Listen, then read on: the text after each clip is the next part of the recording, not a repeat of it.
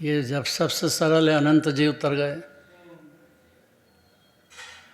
चार गति के कोई भी जीव किसी भी क्षण खाली जिनेंद्र भगवान का भरोसा हो, इतना जरूरी है तो जिनवाणी सुनेगा। जीव जिनेंद्र भगवान का ही भरोसा नहीं है तो जिनवाणी दूसरे को सुनाएगा और घर जाएगा, उससे क्या होगा? भटकते रहो अनंत काल। फिर ये काम हुआ कि नहीं स्वयं को समझाने का? ये काम नहीं है कुछ भी। समझा के सम्यक दर्शन ज्ञान चाहिए तो चालू। कोई भी जीव हो चार गति में, इतना सरल है। कठिन समझना यही कठिनाई है। नहीं, कोई कठिन नहीं है। मोही जीवों के लिए सारा जैन धर्म है।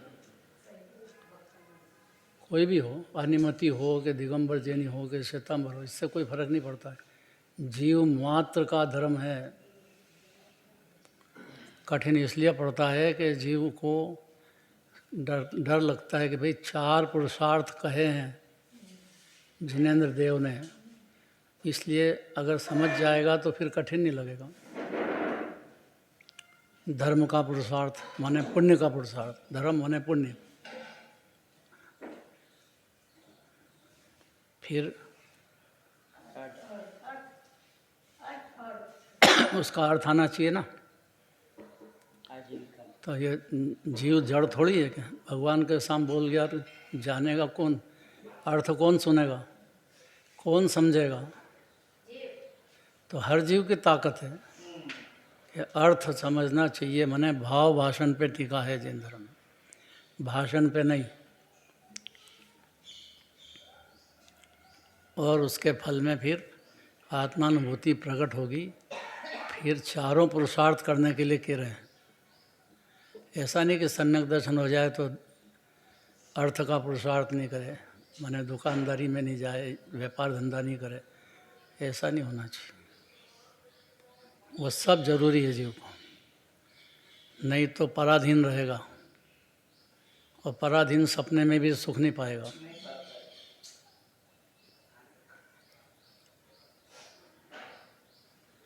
फिर अर्थ का पुरुषार्थ हो गया। काम का भी पुरुषार्थ करना चाहिए, अपनी परिणति देखना चाहिए। अगर ब्रह्मचारी से रह सकते हो तो अच्छी बात है, नहीं रह सकते तो ब्याह शादी करो। उसमें कोई मिथ्या दर्शन नहीं होता है, मिथ्या ज्ञान भी नहीं होता है, मिथ्या चारित्र भी नहीं होता है। ये भ्रम निकाल दो कि ब्याह शादी करेंगे, खाएंगे पिएंगे कमाएंगे तो हमको बंद हो जाएगा।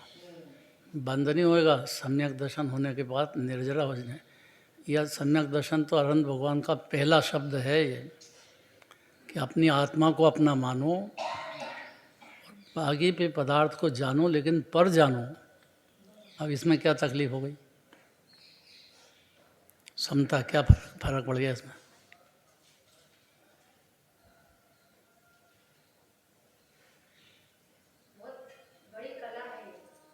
यही ज्ञान की कला है, इसी को सम्यक ज्ञान कहते हैं। और सम्यक ज्ञान सम्यक दर्शन बिना होता नहीं है। और दोनों हो तो चारित्र हर क्षण चालू हो जाता है। सम्यक चारित्र चालू हो जाता है चौथे गुणस्थान से। करने की छूट दे दी ने, अनिवार्य है, वो भूमिका है जीव की। छूट नहीं दे दी है, नहीं तो घर में रहने लायक नहीं रहेगा, परिवार में रहने लायक नहीं रहेगा, समाज में रहने लायक नहीं रहेगा। उसको इतना समझना चाहिए। मूर्ख थोड़ी है क्या? उसमें उसका स्वाभिमान जगता रहेगा। और नहीं तो पराधीनता में तो स्वाभिमान नष्ट हो जाएगा। महिला हैं तो उनको भोजन बनाना करना ये सब अनिवार्य है कि नहीं? कि नहीं मैं तो मंदिर रहूँगा और आप घर में भोजन बना देना। ऐसा उल्टा आजकल ज़माने में हो गया है। ज़्यादा धर्मात्मा नहीं बनना, अपनी भूमिका समझना चाहिए। जब सम्यक दृष्टि होने के बाद भी ब्याह शादी भी करते हैं, व्यापार धंधा भी करते हैं, इसलिए चारों पुरुषार्थ जिनेंद्र देव ने कहा है दिव्यधनी में, खाली सम्यक दर्शन से नहीं काम चलता है। सम्यक दर्शन तो श्रद्धा हुई अभी, श्रद्धा अलग बात है और चारित्र अलग बात है। एक कषाय का अभाव अनंतानुबंधी रूप चारित्र तो हो जाता है चौथे गुणस्थान में शुरू, आनंद का भोग तो करने लग जाता है जब, पर वो बहुत थोड़ा सा है, बिंदु है। अनंत भगवान के सिंधु जितना है, कितना अंतर हो गया। तो जब तक अपनी पर्याय में अनंत दशा नहीं हो तब तक चारों पुरुषार्थ अनिवार्य है। अगर ये सुन लेगा ना जीव और समझ जाएगा तो फिर बिल्कुल भी तकलीफ नहीं होगी उसको। और चारों पुरुषार्थ में से एक भी छोड़ दिया तो बहुत तकलीफ पाएगा फिर, क्योंकि उसकी परिणाम उसको पता नहीं कि क्या होते हैं, और परिणाम होए भी रहेंगे नहीं। और ये अपने को ज़्यादा समझदार समझेगा, त्यागी समझेगा, महात्मा समझेगा, जब त्याग कर दिया जंगल में चले गए। ऐसे तो अनंत बार कर लिया है मुनिराज, अनंत बार बनाए जीव, जीने की कला नहीं सीखी।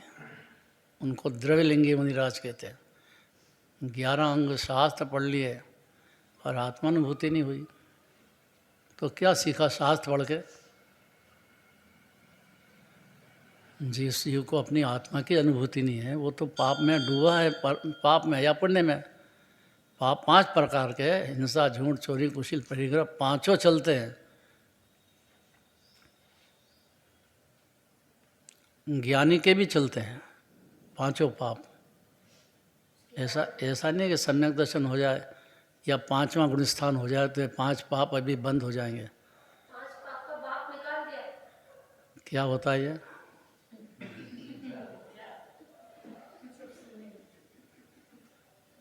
ये क्या होता है?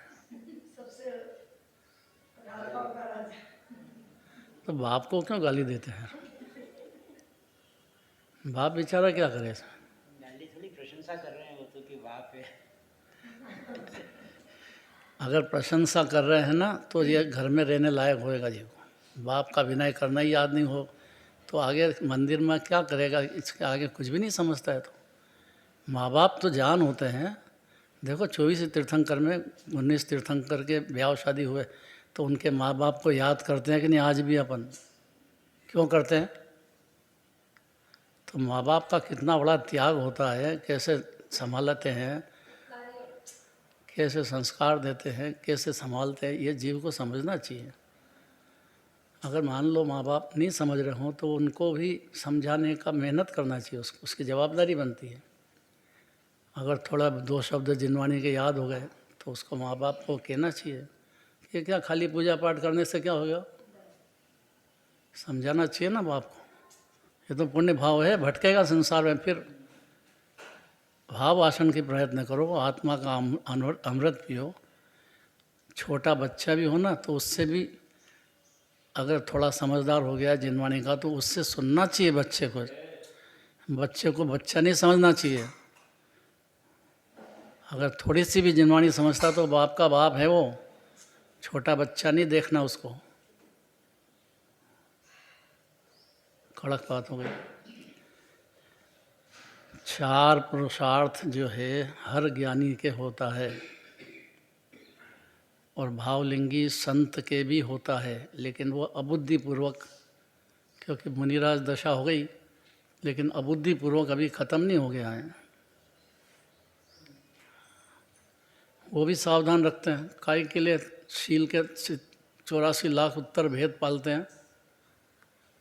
अगर ये संज्ञा खत्म हो गई है तो मुनिराज को ज़रूरत क्या थी शील का भेद पालने की? 84 लाख।